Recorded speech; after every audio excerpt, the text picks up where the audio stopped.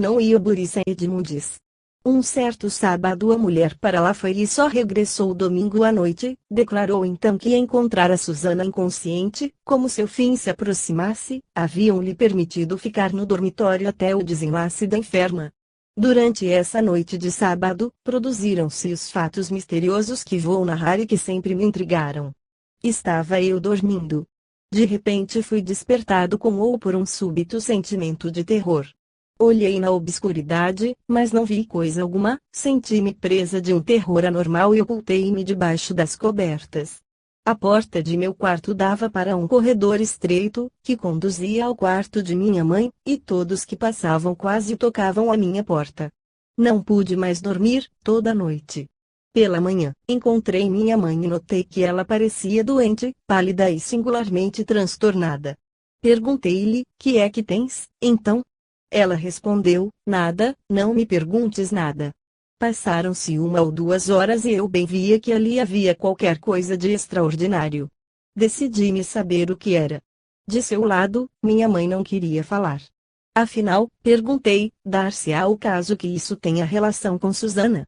Ela caiu em prantos e replicou: por que esta pergunta? Então lhe dei parte do meu terror noturno e por sua vez ela me contou a horrível história que se segue. Fui despertada pelo rumor que fez ela abrir-se a porta do meu quarto e vi, com o mais vivo terror, Susana entrar em traje de dormir. Veio direto à minha cama, levantou as cobertas e deitou-se ao meu lado. Senti um frio glacial correr ao longo do meu corpo, do lado em que ela parecia tocar-me. Verdadeiramente assombrada, é provável que eu tenha perdido os sentidos, pois não me lembro nada mais do que se passou.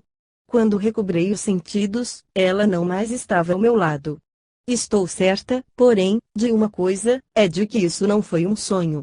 Soubemos pela camponesa, à sua volta, no domingo à tarde, que Susana morrera tarde da noite e que, em sua agonia, não falava noutra coisa senão em retornar a Troston Hall. Nem sequer sonhávamos com a sua morte. Supunhamos que tivesse ela dado entrada no hospital, não por se achar em perigo, mas para submeter-se a um tratamento especial.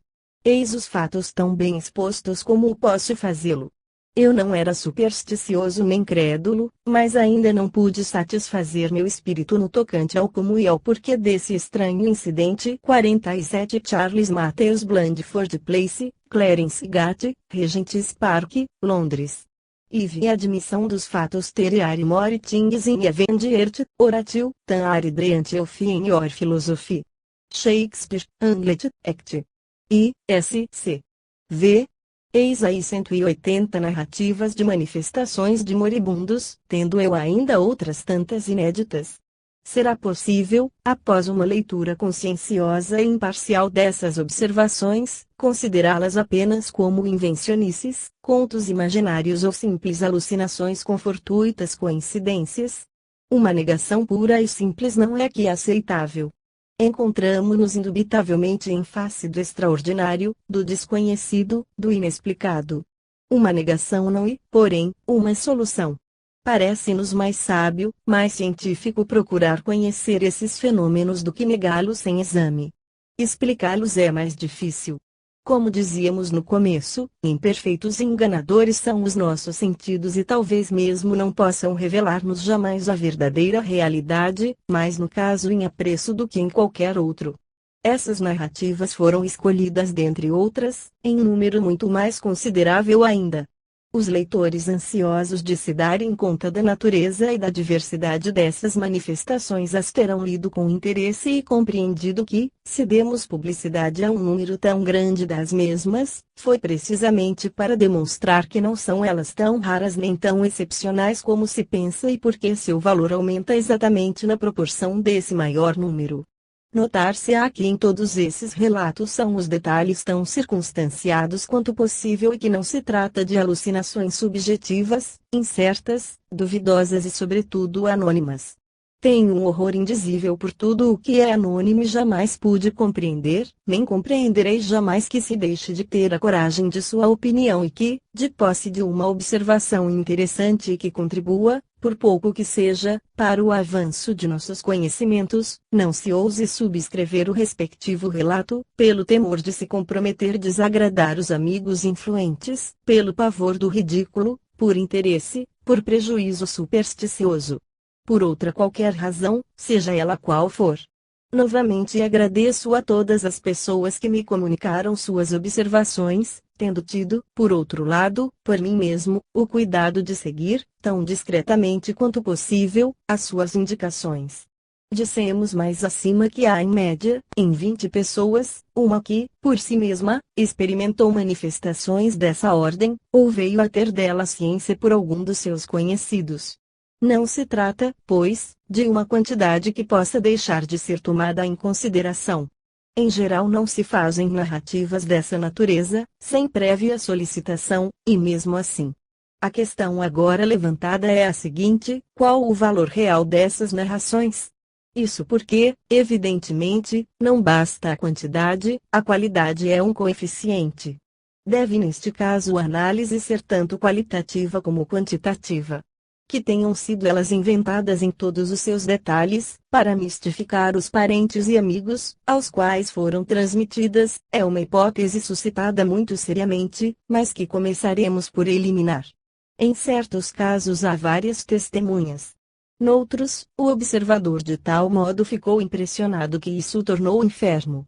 Os primeiros relatos, acima consignados, foram-me comunicados por pessoas, na sinceridade das quais deposito tanta confiança como em mim próprio. As cartas que vêm em seguida parecem de uma boa-fé absoluta. 1/10 delas consegui que fossem verificadas de diversos modos e esse controle concluiu sempre pela confirmação da veracidade dos relatos, salvo algumas variantes insignificantes. Por outro lado, essas narrativas não diferem das que me foram feitas por pessoas do meu conhecimento há longo tempo. Se as primeiras são verídicas, não há razão para que estas não o sejam. A classe dos farsantes e dos chantagistas é muito rara nas narrações de mortes de um parente, de um pai, de uma mãe, de um esposo, de um filho. Esses são os lutos de que, em geral, ninguém ria bandeiras despregadas. Não é costume brincar-se muito com coisas dessa natureza. E depois, a sinceridade tem as suas características, o estilo é o homem, disse Buffon.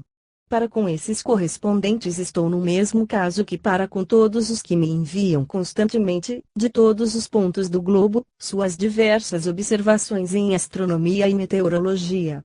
Quando alguém me escreve dizendo que observou um eclipse, uma ocultação, um bólido, estrelas cadentes, um cometa, uma variação sobre Júpiter ou Marte, uma aurora boreal, um tremor de terra, uma tempestade, um caso curioso de raio, um arco-íris lunar, etc., desde logo tenho na conta de pessoa de boa fé e sincera, o que não me impede de examinar sua comunicação e de julgá-la. Pode-se objetar que a situação não é identicamente a mesma, porquanto uma observação astronômica ou meteorológica pode ter sido feita ao mesmo tempo por outras pessoas, o que implica uma espécie de controle. Sem dúvida. Mas, relativamente à opinião que posso nutrir quanto à sinceridade do observador, é absolutamente a mesma, eu admito condicionalmente com todos os direitos do livre exame. Nos casos de telepatia e outros, são as mesmas criaturas humanas que se acham em jogo, que dispõem de todas as suas faculdades intelectuais, que estão em estado de espírito perfeitamente normal e que o provam pelas suas próprias reflexões. Não tenho, a priori, mais razão de desconfiar de um sábio, de um professor, de um magistrado, de um padre, de um pastor, de um industrial, de um agricultor, quando me fazem a exposição de um fato psíquico, do que quando me expõem uma observação física. Entretanto, como esses fatos são mais raros e menos verossímeis, nossa faculdade de admissão é mais severa e, por minha parte, tenho começado pelo controle de grande número delas, colhendo informações, fazendo inquéritos, que tem quase sempre conseguido chegar à confirmação pura e simples das narrativas recebidas. É o que tem feito, também, de sua parte, a Sociedade Psíquica de Londres. Malgrado certas variações nas narrativas, certas obnubilações de memória, constata-se quase sempre que o fato primitivo é real e não inventado. Mas, se os impostores são raros, os iludidos são numerosos. constituem mesmo legião nessa ordem de coisas. Tivemos ocasião de apreciar, no capítulo 2, a extensão da credulidade humana. Contudo, o estilo dos crédulos e dos fanáticos é também muito característico. Uma segunda apreciação, mais defensável, é a de que, em geral, o fundo é verdadeiro, mas os fatos observados foram amplificados e dispostos, com o máximo de boa-fé imaginável, de modo a se enquadrarem aos acontecimentos. Tratar-se-ia de alucinações, que foram postas em relevo somente nos casos em que se deu coincidência de morte, podendo mesmo dar-se o caso de ser esta coincidência apenas aproximada, para em seguida, após a conclusão, tornar-se evidente. Examinei e discuti esta hipótese igualmente com a máxima atenção e concluí que de modo algum é ela suficiente. Primeiro, nos casos em que pude controlar os fatos, constatei que se passaram eles pouco mais ou menos como as narrativas os tinham revelado. Segundo, as pessoas que os descrevem tomam, em geral, o cuidado de demonstrar que se acham em um estado de saúde normal, que não são sujeitas às alucinações, que observaram, constataram os fatos com o maior sangue frio e que estão certas disso. Terceiro, afastei dessas narrativas tudo aquilo que foi experimentado em sonho e conservei somente os casos de observadores perfeitamente despertos. Quarto, eliminei todos aqueles que parecem que devem ser atribuídos à imaginação, à autossugestão ou às diversas espécies de alucinações. Os fatos em apreço são variados, têm sido eles constatados por pessoas de toda a idoneidade intelectual e moral, por homens como por mulheres, de toda a idade, apresentam-se em todas as classes da sociedade, em todas as crenças, tanto aos indiferentes e aos cépticos, como aos crédulos e aos ideólogos, ao norte como ao sul, na raça anglo-saxônica como na raça latina, em todos os países e em todos os tempos. Não os pode a crítica mais severa considerar como nulos e não sucedidos, pelo contrário, deve tomá-los em consideração. Impossível atribuí-los a alucinações. Estas são hoje conhecidas, têm suas causas, mais adiante as discutiremos. Os pacientes que as experimentam são mais ou menos a isso predispostos e as experimentaram por diversas vezes, por muitas vezes mesmo. Aqui, as testemunhas deixam de ser criaturas dessa natureza, elas viram um fato psíquico, como teriam visto um fato físico, e o relatam. Se fosse alucinações os fatos dessa natureza, ou apenas ilusões, efeitos de imaginação, entre eles haveria um número consideravelmente maior sem coincidência de morte do que acompanhados dessa coincidência. Ora é o contrário que se verifica. Prova-o com evidência o meu inquérito, pedi que me fizessem o obséquio de enviar todos os casos, quer houvesse coincidência ou não. Não há mais de 7 a 8 casos, em 100, de aparições sem coincidência. Absolutamente o contrário deveria observar-se, se se tratasse de alucinações. Seria preciso igualmente admitir alucinações de várias pessoas ao mesmo tempo, separadas por centenas de quilômetros. Pode-se replicar que, do mesmo modo, aí estão alucinações, porque só se notam aquelas que são acompanhadas de coincidências. Não é sustentável a objeção, porquanto, se vir desaparecer, diante de vós, um ente querido, vossa mãe, vosso pai, vossa esposa, vosso marido, vosso filho, é impossível que o fato não vos impressione, mesmo quando não haja nenhuma coincidência de morte que não vos recordeis de tal coincidência. Todos os casos que vêm de ser relacionados deram-se com pessoas acordadas, em seu estado normal, como vós e eu estamos neste momento. Tomei todo o cuidado no sentido de não mencionar exemplo algum de manifestações ou de aparições observadas em sonho, e preocupei-me, desde o princípio, em estabelecer uma classificação metódica, clara e precisa dos fenômenos que nos propomos aqui estudar. Nosso estudo é essencialmente científico, como se tratássemos de astronomia, de física ou de química. Os sonhos, durante o sono, as visões, em sonambulismo ou em estado de hipnose, os pressentimentos ou previsões, os fenômenos de desdobramento, as evocações, por meio de médiuns, serão objeto de outros capítulos. Tomamos a resolução de começar pelos fatos mais seguramente constatados, mais fáceis de controlar e a discutir com toda liberdade de espírito. No caso em apreço não se trata senão de manifestações de moribundos, por conseguinte de vivos. Ocupar-nos-emos mais tarde das aparições de mortos, cuja explicação não é a mesma.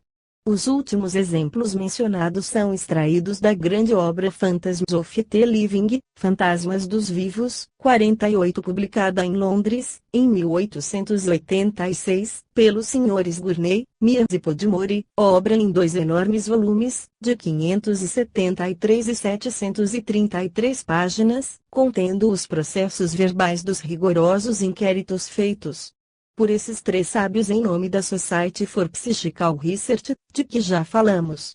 É impossível estudar essa compilação sem dela guardar a impressão de que todo aquele que persiste, hoje, em negar semelhantes fatos assemelha-se muito a um cego que se compraz em negar o sol.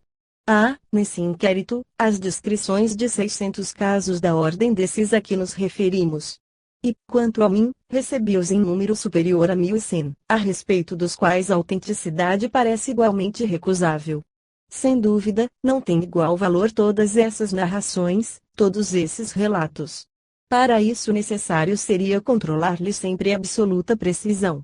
O acordo que nos impressiona entre as visões, as audições, as emoções recebidas e os sucessos narrados pode ter sido completado mais tarde pela própria imaginação dos narradores, coordenado mais ou menos pelas necessidades da causa. Seria preciso que se pudesse fazer um inquérito minucioso sobre cada observação, tomar, em uma palavra, todas as precauções que temos o hábito de adotar em nossas observações astronômicas ou em nossas experiências de física e de química, e mesmo com mais rigor, pois que acresce aqui um coeficiente humano que está longe de ser suscetível de omissão. Essas precauções nem sempre têm sido tomadas e nem o puderam ser, muitas vezes devido mesmo à natureza desses fenômenos, associados a mortes, a amarguras e a lembranças que não podem ser tratadas com a mesma desenvoltura com que se trata uma experiência de laboratório. Mas, porque certas narrativas ficam sujeitas a diversas incertezas de detalhe, tem-se nisso uma razão suficiente para se lhes não atribuir valor algum e para que se não as tenha em conta alguma. Não pensamos assim. Tais observações são bastante numerosas, para que não representem qualquer coisa de real. E depois, a tradição secular que associa esses fenômenos aos mortos não deve ser destituída de fundamento. O conjunto, sem dúvida, não teria grande valor se devesse cada fato ser considerado como falsidade. Ainda mesmo reduzindo-os à sua mais simples expressão, resta sempre um substratum deles. Em última análise, eu os compararia de bom grado ao caráter cósmico da Via Láctea. Cada uma das estrelas que compõem a Via Láctea é inferior à sexta grandeza invisível a olho nu, não impressiona a retina humana. Entretanto, o conjunto é perfeitamente visível a olho nu e constitui uma das admiráveis belezas do céu estrelado. É o número desses fatos que nos força a não os podermos honestamente desdenhar.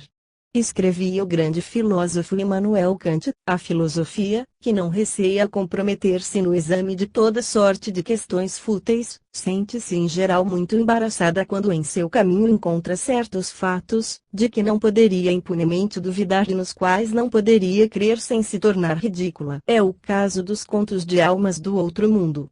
Com efeito, não há censura que a filosofia seja mais sensível, que a de credulidade e de adesão às vulgares superstições.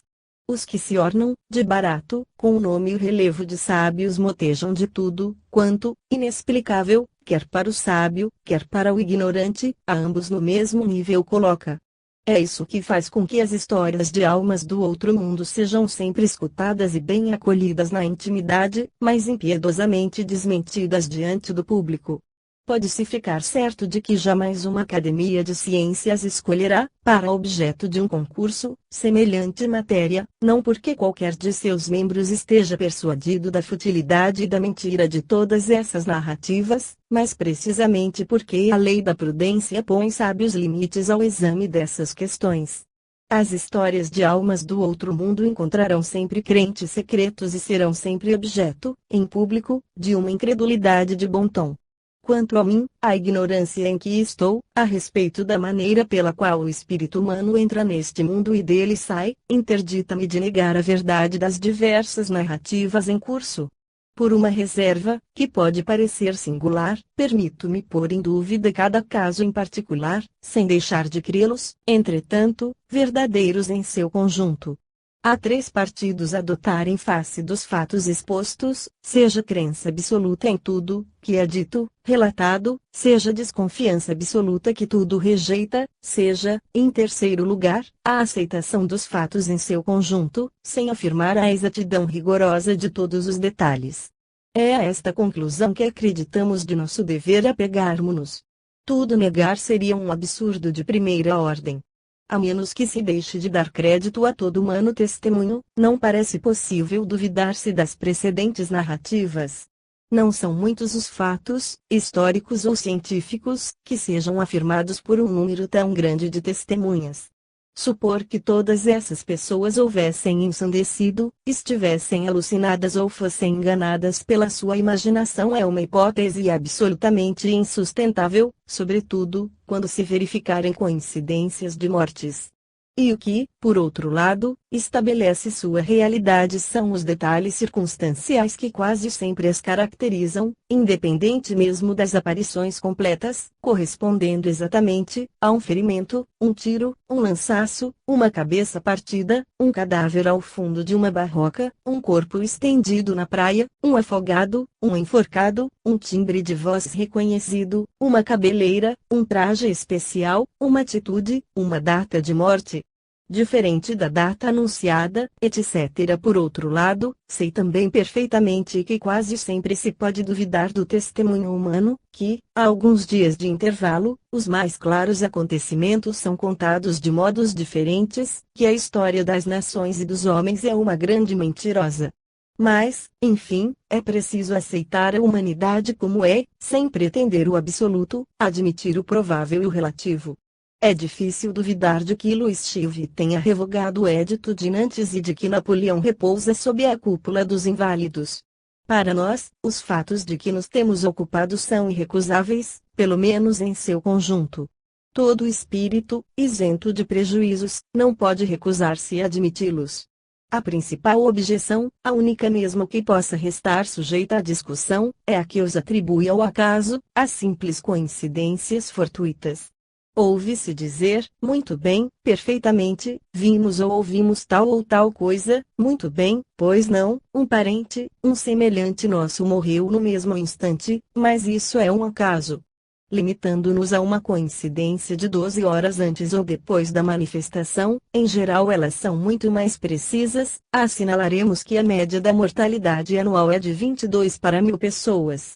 Para um período de 24 horas, é ela 365 vezes mais fraca, isto é, de 22 para 365 mil ou de 1 para 16.591. Há, portanto, 16.591 probabilidades contra uma para que a coincidência de um mesmo dia deixe de produzir-se. Ainda não se trata mais do que de um algarismo geral, único. Para pessoas jovens e no vigor da idade, a proporção se eleva a 18.000, 19.000 e 20.000. Ora, as aparições sem coincidências, não sendo 20.000 vezes, nem 10.000 vezes, nem 5.000 vezes, nem 1.000 vezes, nem 100 vezes, nem mesmo 10 vezes mais numerosas do que as aparições com coincidências, não sendo mesmo em igual número, não sendo mesmo da metade, nem de um quarto, nem talvez da 10ª parte das manifestações verídicas, concluímos disso que há aí uma relação de causa e efeito. Não negamos o acaso, as coincidências fortuitas. O que se chama acaso, isto é, o desconhecido das forças em ação, implica, por vezes, coincidências verdadeiramente extraordinárias. Assinalarei mesmo algumas das mais notáveis.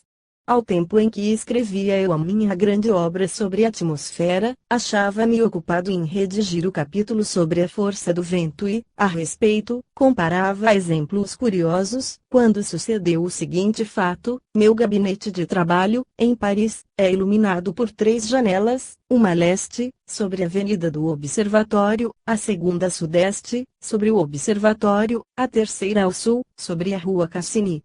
Era em pleno verão. A primeira janela estava aberta, diante da floresta dos castanheiros da avenida.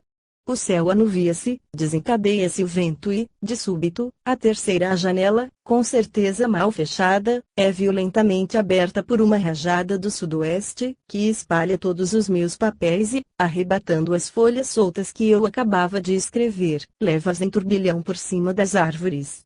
Um instante depois, cai a chuva, forte chuva de tempestade. Descer para procurar essas folhas pareceu-me trabalho perdido e isso me consternou profundamente. Qual não foi a minha surpresa ao receber, alguns dias depois, da tipografia Lauri, Rua de Fleuros, situada a mais de 1 quilômetro, esse capítulo, impresso, sem que lhe faltasse uma folha. Notai bem que se tratava precisamente de um capítulo sobre as curiosidades do vento. Que se passou então? Uma coisa simplíssima. O empregado da tipografia, que morava no quarteirão do observatório, e que me levava às provas quando ia para almoçar, passou no local após o almoço e, vendo no chão, manchadas pela chuva, as folhas do meu manuscrito, supôs que fosse ele mesmo quem as tivesse perdido, pelo que se apressou em juntá-las com o maior cuidado, entregando-as ao impressor, sem vangloriar-se do que fizera. Por um nada poderia acreditar-se que fora o próprio vento que as levara à tipografia. Eis um outro exemplo não menos singular. Prometera eu ao padre que abençoou o meu casamento, em retribuição de uma dispensa com que ele me distinguiu, contrariamente, parece, a um costume assaz rigoroso, proporcionar-lhe uma ascensão em aeróstato. Cumpre dizer que em vez de tomar o trem para uma viagem de núpcias, havíamos decidido tomar o caminho dos ares.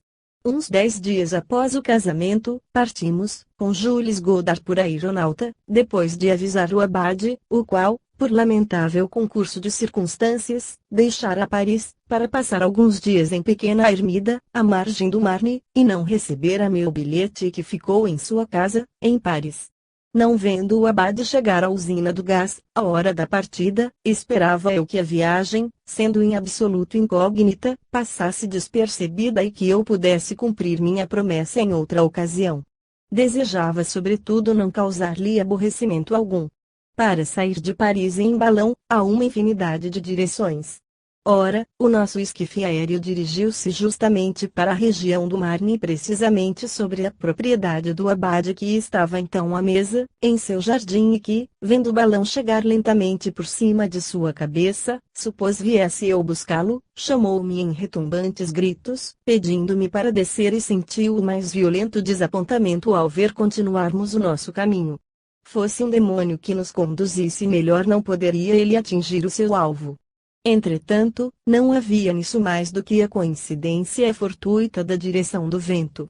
Émile Deschamps, distinto poeta, hoje um tanto esquecido, coautor do dramático libreto dos Huguenotes, narra a curiosa série que se segue, de coincidências fortuitas, estando, em sua infância, em uma pensão, na cidade de Orleans, achou-se, por acaso, certo dia, à mesa com o senhor de Fontgibu, emigrado que voltara recentemente da Inglaterra. Esse senhor fez-lhe saborear um pedaço de plum pudding, prato quase desconhecido em França nessa época. A recordação desse regalo apagara-se de sua memória, quando, 10 anos mais tarde, passando por um restaurante do Boulevard Poissonnière, descobriu, no interior, um plum pudding de excelente aparência. Ele entra, pede que lhe sirva um pedaço e é cientificado de que o bolo está adquirido por um cliente. Senhor de Fontgibu, exclama a empregada do balcão, vendo o ar contrariado do recém-vindo, poderíeis ter a bondade de partilhar o vosso plum pudding com este senhor? Deschamps teve alguma dificuldade em reconhecer o senhor de Fontgibu em um homem de idade respeitável, de cabelos empoados, envergando uniforme de coronel, que fazia sua refeição em uma mesa próxima. O oficial teve muita satisfação em oferecer-lhe parte do apetecido manjar. Longos anos se passaram sem que ele falasse quer do pudding, quer do senhor Fontgibu. Um dia, Deschamps foi convidado para um jantar em que se devia comer um autêntico plum pudding inglês. Ele aceitou, mas preveniu, a rir, a dona da casa, de que o senhor de Fontgibu seria infalivelmente um dos convivas e divertiu os presentes dando-lhes a conhecer o motivo da sua previsão. No dia aprazado, chega ele. 10 convidados ocupam os 10 lugares preparados em torno da mesa onde os esperava um magnífico plum pudding. Começavam a gracejar com ele a propósito do seu Monsieur de Fontgibu. Quando se abre a porta e um criado anuncia, o senhor de Fontgibu. Entra um velho, caminhando penosamente, amparado por um criado. Dá lentamente volta à mesa, parecendo procurar alguém e com um ar desorientado. Era uma visão? Tratava-se de um gracejo. Estava-se em pleno carnaval. Deschamps acreditou logo em um gracejo. Mas o velho, tendo se aproximado, foi ele obrigado a reconhecer o senhor de Fontgibu em pessoa. Meus cabelos eriçaram-se, escreve o poeta. Dom Juan, na obra-prima de Mozart, não estaria mais terrificado diante do seu conviva de pedra. Tudo por fim se explicou. O senhor de Fontgibu, convidado a jantar com uma pessoa que morava na mesma casa, enganou-se com a porta. Há efetivamente, nessa história, uma série de coincidências que nos confundem, e compreende-se a exclamação do autor em face dessa recordação perturbadora: 3 vezes em minha vida comi plum pudding e 3 vezes, ao fazê-lo, estive às voltas com o senhor de Fontgibu.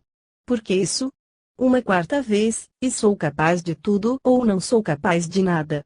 Outra combinação do acaso: em uma mesa de jogo de Monte Carlo, saiu 5 vezes em seguida o mesmo número da roleta 49. O acaso pode ser expresso por um algarismo que é, como se diz, a probabilidade. Assim, se, tirando ao acaso uma carta de um baralho completo, retiro um 6 de copas, é o acaso que me dá esse 6 de copas, e somente o acaso, porque ignorarei sempre, uma vez que as cartas sejam idênticas e estejam bem embaralhadas, a razão pela qual retirei o 6 de copas e não uma outra carta qualquer. Logo, foi o acaso que me deu o 6 de copas, mas esse acaso pode ser calculado. Tinha eu, para tirar o 6 de copas, em um baralho de 52 cartas, uma probabilidade sobre 52, para retirar um 6 qualquer, uma probabilidade sobre 13, para retirar uma carta de copas, uma probabilidade sobre 4 e para retirar uma carta vermelha, uma probabilidade sobre 2. Enfim, eu dispunha de 51 probabilidades sobre 52 para não retirar uma carta qualquer de antemão designada. Assim, matematicamente, posso determinar para tal ou tal acontecimento uma probabilidade suscetível de ser calculada. Mas a dificuldade não reside no cálculo das diversas probabilidades matemáticas, ainda que já este seja, se o levarmos um pouco longe, um cálculo muito difícil, que pode embaraçar os maiores matemáticos. A verdadeira dificuldade está na aplicação dessas leis matemáticas aos acontecimentos reais. Demonstra-se, em matemática, que o cálculo das probabilidades só é aplicável quando há um número infinito de casos e só então é ele verdadeiro. Assim, tenho diante de mim um baralho, não disponho mais do que de uma probabilidade sobre 52 para tirar o 6 de copas e, todavia, pode suceder que seja essa carta por mim retirada. Nada se opõe a isso e trata-se mesmo da extração de uma carta, em absoluto tão provável como a de tal ou tal outra carta dada. Longe está de ser considerada sem importância essa pequena probabilidade. Seria, portanto, desarrazoado concluir o que quer que seja de uma experiência na qual, designando de antemão o 6 de copas, retiro precisamente essa carta. Se, tomando um outro baralho, depois de o haver embaralhado bem, tiro de novo um 6 de copas, a probabilidade torna-se pequena. 52x 52 igual a 1 em 2704. Nenhuma impossibilidade, porém, se verifica. Pode-se observar isso é observado, e a combinação de um 6 de copas seguido de um 6 de copas é tão inteiramente provável como não importa que outra combinação qualquer de 2 cartas consecutivas. Se tomo um terceiro baralho, depois um quarto, depois um quinto, terei, para tirar sempre um 6 de copas, probabilidades cada vez menores, pois que o número de combinações se torna fantástico. Mas, em caso algum chegaremos à impossibilidade. Será sempre possível que o acaso conduza a tal combinação dada, e ela terá tantas probabilidades como tal outra dada combinação. É preciso chegar ao infinito para obter a impossibilidade. Em outros termos, a certeza de jamais retirar um 6 de copa só advirá depois que eu tiver tirado um número infinito de cartas. jamais chegarei à certeza matemática, ou antes, a isso não chegarei senão quando me puderem proporcionar o recurso de tirar um número infinito de cartas. Se, pois, para concluir, tivéssemos necessidade da certeza matemática, jamais chegaríamos a concluir, porquanto jamais se chegará a um número infinito de atos ou fatos quaisquer. Felizmente pode-se concluir, porque a certeza matemática e a certeza moral têm exigências diferentes. Suponhamos que se trate de jogar com a minha honra ou a minha existência, a honra e a existência dos meus, contudo, que me é mais caro no mundo. Certamente não terei a certeza matemática de que sobre 100 extrações de cartas, o 6 de copas não sairá 100 vezes seguidamente. Matematicamente e mesmo realmente, esta combinação é possível, entretanto, baseando-me nessa possibilidade, eu consentiria voluntariamente em jogar minha vida, minha honra, minha fortuna, minha pátria e tudo, que amo, contra a probabilidade de que venha 6 de copas a sair 100 vezes seguidamente. Nem é mesmo necessário levar até 100 o número das extrações. Se eu tirar 10 vezes seguidamente o 6 de copas, em lugar de dizer, é um acaso extraordinário, suporei outra coisa, porquanto o acaso não dá esses assombrosos encadeamentos. Suporei que há uma causa qualquer, que desconheço e que me levou a tirar, 10 vezes em seguida, a mesma carta. Ficarei mesmo a tal ponto convencido disso, que irei procurar essa causa observando se todas as cartas são bem semelhantes, se não se trata de um gracejo que um prestidigitador está a me fazer, se no baralho há precisamente 52 cartas diferentes ou se não é composto, cada baralho, unicamente de 6 de copas. Tomemos mesmo uma probabilidade menor.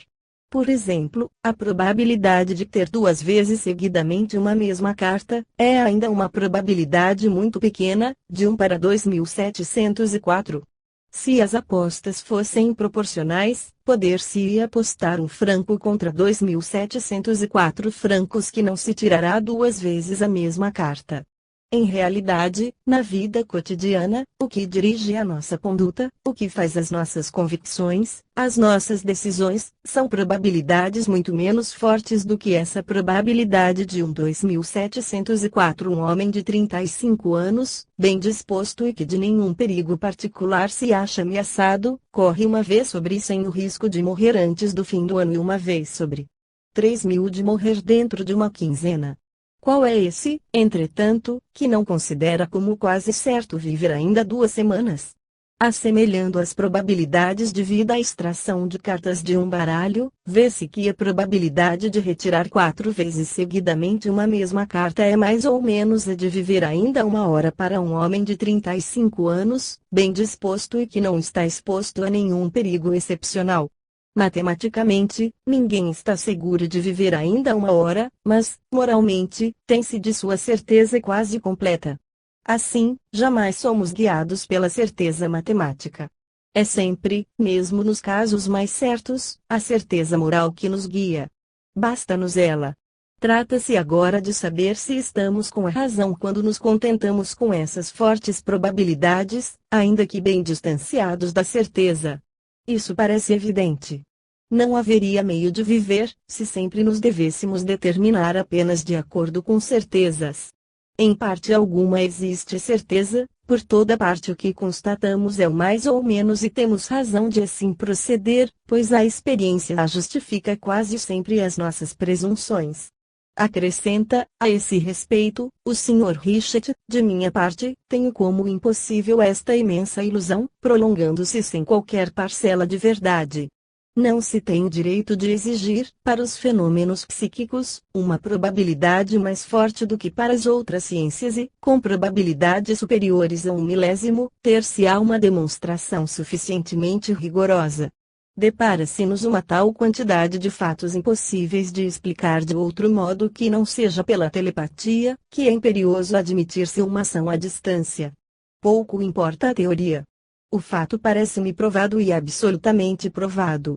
Calculamos que, segundo o conjunto das observações telepáticas, a probabilidade eleva-se, para esses casos de manifestações de moribundos, a vários milhões, quando a coincidência é aproximada a menos de uma hora e quando se não tem razão alguma de supor a pessoa em perigo de morte. 50 é uma proporção muito superior à que dirige todos os nossos raciocínios e todos os atos de nossa vida. É o que se chama certeza moral. Conclusão: a teoria do acaso e da coincidência é fortuita, não explica os fatos observados e deve ser eliminada. Somos obrigados a admitir, entre o moribundo e o observador, uma relação de causa e efeito. É esse o primeiro ponto que conviria estabelecer em nosso exame científico. A propósito de um caso citado nos Phantasms of the Living, de que mais adiante falaremos, escrevia o Sr. Rafael Chandos, Revue des Deux Mondes, 1887, pag. 211, não se pode suspeitar nem da boa-fé dos narradores, nem, numa certa medida, da precisão de suas observações. Mas isso é tudo? O Sr. Bard viu, perto do cemitério, o fantasma da Senhora de Freville vagando diante dele precisamente no momento em que a Senhora de Freville, que o Sr. Bard ignorava estivesse doente, acabava de morrer. Porque, dizem, o acaso, que dá lugar a tantos encontros extraordinários, não poderia ter suscitado esta imagem alucinatória. Esse argumento, na verdade, parece-me detestável e muito mais fácil de combater que o argumento de uma observação incompleta e insuficiente. Mas o que se verifica, entretanto, é que esta objeção fútil é a mais frequentemente invocada. Ouve-se dizer: aí está uma alucinação. Seja. Mas, se essa alucinação coincidiu com tal fato real, foi por uma coincidência fortuita e não porque exista entre o fato e a alucinação uma relação de causa e efeito. O acaso é um Deus muito cômodo e que pode ser invocado nos casos embaraçosos. Todavia, na espécie, nada tem ele que ver. Suponho, por exemplo, que o Sr. Bard tenha tido, nos 60 anos de sua vida, uma única alucinação, o que dá, por dia, 22.000 de probabilidade para que se tenha uma alucinação. Admitindo-se que a coincidência entre a hora da morte da Senhora de Freville e a hora da alucinação do Sr. Bard seja exata, daí resulta, a razão de 48 horas por dia, uma probabilidade de cerca de 1 milionésimo. Mas não é tudo, o Sr. Bard pode ter tido, com efeito, outras alucinações, porque ele conhece 100 pessoas além da Senhora de Freville. A probabilidade de ver em tal dia, a tal hora, a Senhora de Freville em vez de uma outra, é pois aproximadamente de uns 100 milhões. Se tomarmos 4 casos análogos, e se os reunirmos todos, a probabilidade de se darem essas 4 coincidências não é mais de 1/100º milionésimo, mas de uma fração cujo numerador será 1 e cujo denominador terá 36 zeros, número absurdo, que inteligência humana alguma pode compreender e que equivale à certeza absoluta. Deixemos, portanto, de lado a hipótese do acaso. Em tais condições não existe acaso. Se insistissem, reproduziríamos a velha comparação das letras do alfabeto atiradas ao ar. Ninguém iria supor que as letras, caindo ao solo, pudessem formar a Ilíada toda inteirinha. Assim, pois, nem a boa-fé dos observadores, nem o acaso das coincidências fortuitas extraordinárias, podem ser invocados, é preciso admitir-se que se trata de fatos reais. Por muito inverossímil que a coisa pareça, essas alucinações verídicas existem, tomaram pé na ciência e, por mais que se faça, elas aí permanecerão. Os leitores que se deram ao trabalho de ler todas as cartas publicadas acima terão concluído, imediatamente, pela existência de um sem número de coisas que nós desconhecemos.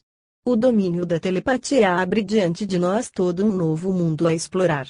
Os fatos em seu conjunto são inegáveis.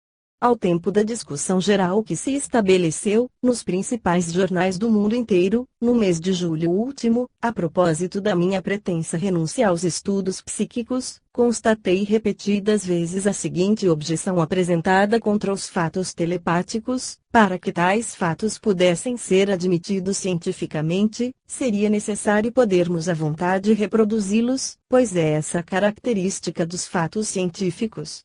Há nessa proposição um erro de raciocínio. Tais fatos não são do domínio da experiência, mas do da observação. Semelhante raciocínio equivale a este outro: eu só acreditarei nos efeitos do raio se os puder reproduzir, não admitirei uma aurora boreal senão quando fabricarem uma em minha presença, criem-me um cometa com sua cauda, produzam-me um eclipse amanhã. Se querem que eu acredite em tais coisas, de outro modo, não lhes darei crédito. Essa confusão entre a observação e a experiência é assaz frequente. Os fatos em questão, dizemos, pertencem à observação e não à experiência. Podemos constatá-los, não produzi-los. Seu estudo é da mesma ordem que o da astronomia e da meteorologia, e não os da física ou da química.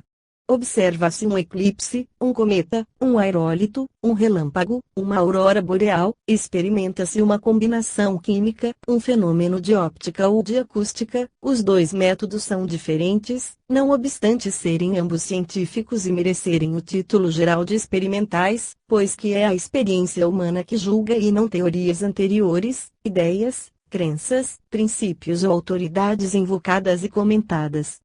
Não mais admitimos o magister dicit. Vêem-se frequentemente pessoas admiradas de que certos fatos, mais ou menos burlescos, inexplicáveis, incoerentes, se produzam, ao passo que outros, que parecem naturais e mais simples à sua educação infantil, não se produzam. Por que aqui uma pesada e bem fechada porta abre-se por si mesma? Por que se produz uma tempestade? Por que uma luz? Por que um ruído? Por que uma visão? A ciência, a observação dos fenômenos da natureza ou da indústria, convidam-nos, entretanto, a moderar a nossa admiração e a alargar o campo de nossas concepções. Eis aqui, por exemplo, um tonel de dinamite, 1000 vezes mais terrível do que a pólvora em seu poder destrutivo. Esta substância é de extrema sensibilidade e todos têm presentes a memória as catástrofes ocasionadas pelas menores imprudências. Com esse tonel de dinamite, podeis destruir uma cidade. Pois bem, tentai acender essa substância explosiva, não obtereis efeito algum. É preciso que a espoleta detone para que o explosivo faça sentir seus efeitos fulminantes. Podeis acender impunemente um cartucho de dinamite, não provido de sua espoleta, sem que detonação alguma se produza, a dinamite queima até a extinção da substância. Mas uma simples martelada ocasionará uma detonação formidável.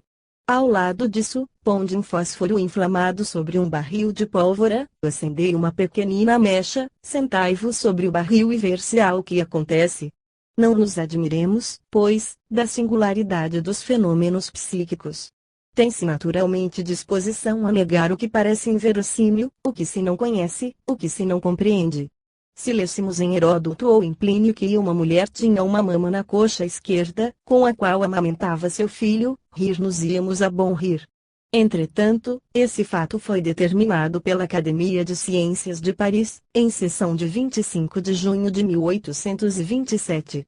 Se nos vierem falar de um homem que trazia, conforme o comprovou a autópsia, uma criança no interior de seu corpo, se nos disserem que essa criança era um irmão gêmeo encerrado em seu organismo, que esta criança envelhecera e adquirira barba, consideraremos a história como uma fábula.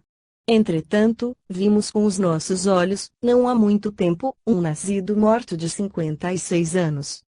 Diz tranquilamente um tradutor de Heródoto, Larcher, que Roxana tenha dado à luz uma criança sem cabeça, é um absurdo capaz, por si só, de desacreditar Ctésias. Ora, todos os dicionários de medicina falam hoje de crianças acéfalas. Esses exemplos e outros convidam-nos à sabedoria e à prudência. Somente os ignorantes podem tudo negar imperturbavelmente. Poderíamos facilmente desdobrar esses exemplos, o que certamente seria inútil para os nossos leitores. Limitemo-nos a concluir que os fatos narrados podem e devem ser admitidos pelo próprio método experimental. Detenhamo-nos agora um instante sobre as alucinações, cuja existência de todo não negamos, mas que não resolvem o nosso problema, posto e afirmado pelas coincidências precisas e incontestáveis. Apêndice referente à nota de número 50. Ação telepática X. Coincidência fortuita. O inquérito da Sociedade Psíquica de Londres conduziu ao seguinte resultado: Dariex, Análise de Ciências Psíquicas. 1891, pague 300, não se tem observado mais do que uma alucinação visual para 248 pessoas. Procurando a probabilidade de coincidência fortuita da morte do agente A com a alucinação do percipiente B, chega-se ao seguinte resultado.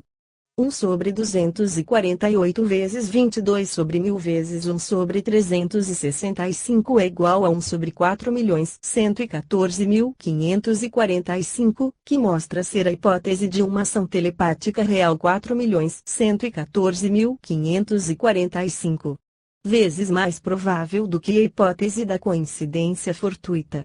4.114.545 vezes mais provável.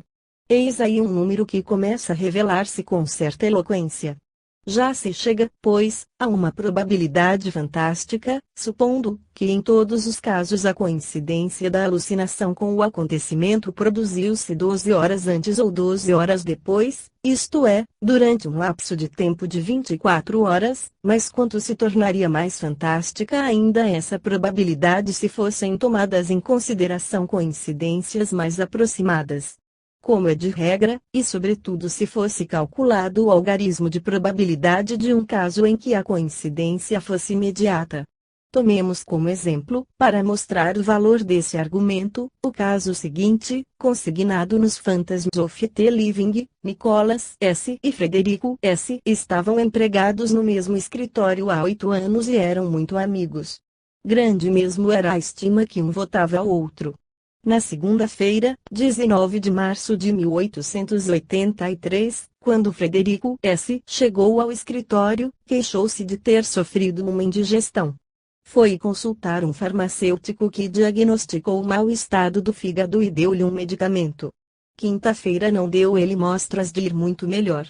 Sábado não foi ao escritório e Nicholas S. soube que seu amigo submetera-se a exame com um médico que lhe recomendou um repouso de 2 ou 3 dias, mas que não achava gravidade no caso. Nesse mesmo sábado, 24 de março, pela tarde, estando sentado em seu quarto, viu ele diante de seu amigo, vestido como de costume. Notou alguns detalhes da toilette, chapéu circundado de uma fita negra, sobretudo desabotoado, uma bengala na mão, etc. O espectro fixou o olhar em seu amigo, depois desapareceu. Este lembrou-se imediatamente das palavras de Job, e um espírito passou diante de mim e eriçaram-se-me os pelos da minha carne. Nesse momento um frio glacial atravessou e seus cabelos arrepiaram-se. Voltou-se ele, então, para sua mulher e perguntou-lhe que horas eram. 9 horas menos 12 minutos, respondeu ela. Ao que acrescentou ele, a razão pela qual vos perguntava é que Frederico morreu. Acabo de vê-lo. Tratou ela de persuadi-lo de que isso era um efeito de sua imaginação, afirmou-lhe, porém, ele que a visão se lhe apresentara de um modo tão nítido, que nenhum argumento poderia fazê-lo mudar de opinião. No dia seguinte, domingo, pelas 3 horas da tarde, o irmão de Frederico veio participar à morte, ocorrida na véspera, pelas 9 horas. A esposa do narrador confirmou suas declarações pelo seguinte depoimento: no dia 24 de março último, à noite, estava eu sentada a uma mesa, lendo, meu marido ocupava uma preguiçosa colocada de encontro à parede do quarto.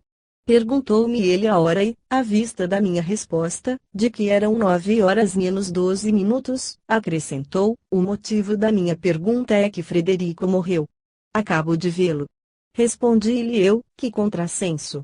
Nem mesmo sabe se ele está doente, garanto que o verás perfeitamente bem disposto, quando fores à cidade, terça-feira próxima. Entretanto, persistiu meu marido em declarar que o tinha visto e que estava certo de sua morte. Notei então que ele tinha um ar inquieto e que estava muito pálido. Maria S. O irmão do morto igualmente confirmou o fato em uma carta especial que concordava identicamente com as 2 primeiras narrativas. Declarou, além disso, que ficou tanto mais surpreendido pelo fato, quanto é absolutamente refratário a essa ordem de ideias. Neste caso digno de nota, não se pode duvidar de que a morte ocorrera durante os 25 minutos decorridos entre 8h35 e 9 horas. Por outro lado, o amigo teve a sua visão às 8h48. Se a coincidência dos dois acontecimentos não foi absoluta, não é, em todo caso, possível supor, mesmo tomando as coisas pelo lado pior, que tenha havido um intervalo de mais de 12 minutos. Vimos que a probabilidade da morte, durante um período determinado de 24 horas, é de 22 sobre 1000 vezes 1 sobre 365 para um adulto de idade indeterminada, mas para um homem de 48 anos, era a idade de Frederico, essa probabilidade é de 13,5 sobre 1000, cifra oficial, dada pelas tabelas de mortalidade. Temos, pois, pela probabilidade ordinária de mortalidade, 13,5 sobre 1000 vezes 1 sobre 365 vezes 1 sobre 27.037. Durante um período de tempo de 12 minutos, contido 120 vezes em 24 horas, será essa probabilidade 120 vezes menor, isto é, 3,5 sobre 1000 vezes 1 sobre 365 vezes 1 sobre 120. Teremos então a equação 1 sobre 804.622.222. No caso presente, a probabilidade de uma ação telepática, comparada à probabilidade de uma coincidência fortuita, está na proporção de 804.622.222 contra 1. O fato acima citado é particularmente preciso. Creio que nos devemos contentar com uma probabilidade de vários milhões, como acabo de dizê-lo, porque é preciso levar em consideração certos casos em que se sabia estar o moribundo doente e nos quais podia-se pensar em sua morte. 5 das alucinações propriamente ditas incidiriam no mais completo erros que supusessem, tendo em vista os precedentes capítulos, que não admitimos as alucinações e que lhes não concedemos a parte que lhes pertence. Mas pensamos que há distinções e definições urgentes a estabelecer. Existem alucinações reais, isto é, ilusões, erros, sensações falsas. Podem umas ser experimentadas por pessoas nervosas, fatigadas, doentes, loucas, outras por indivíduos perfeitamente sãos de corpo e de espírito.